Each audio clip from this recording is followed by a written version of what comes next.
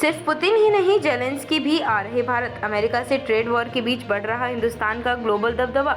Ukraine के स्वतंत्रता दिवस की पूर्व संध्या पर शनिवार को दिल्ली के कुतुब मीनार को यूक्रेनी झंडे के रंगों से जगमगाया गया। इस मौके पर यूक्रेन के राजदूत ओलेक्जेंडर पोलिशचुक ने कहा कि दोनों देशों के बीच रणनीतिक साझेदारी की दिशा में सकारात्मक प्रगति हो रही है और सहयोग के नए अवसर लगातार सामने आ रहे हैं। भारत और रूस की दोस्ती तो जग जाहिर है। जब जब अमेरिका ने भारत को आंख दिखाने का प्रयास किया है, तब तब रूस अपने मित्र देश के साथ मजबूती से खड़ा रहा है।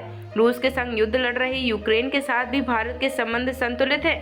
वजह साफ है, भारत शुरू से कहता आया है कि वह तटस्थ है। इस साल के अंत में रूसी राष्ट्रपति पुतिन भारत आएंगे, तो वहीं भारत में यूक्रेन के राजदूत ने भी जेलेंस्की के भारत दौरे का संकेत दिया है।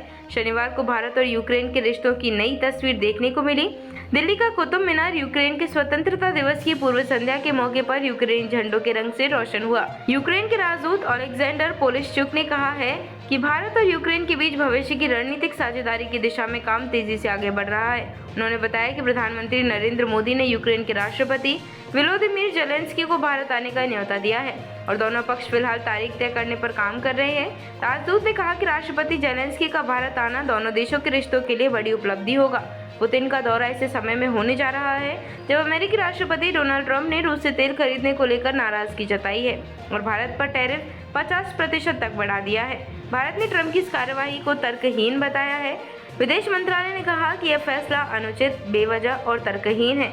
उन्होंने कहा कि राष्ट्रपति डोनाल्ड ट्रंप की विदेश नीति की शैली पहले के अमेरिकी राष्ट्रपतियों से बिल्कुल अलग है। जयशंकर के अनुसार दुनिया ने ऐसा कोई अमेरिकी राष्ट्रपति पहले नहीं देखा जो इतनी खुलकर और सार्वजनिक रूप से विदेश नीति चलाता हो। यह बदलाव सिर्फ भारत तक सीमित नहीं है, बल्कि पूरी दुनिया इसका सामना कर रही है।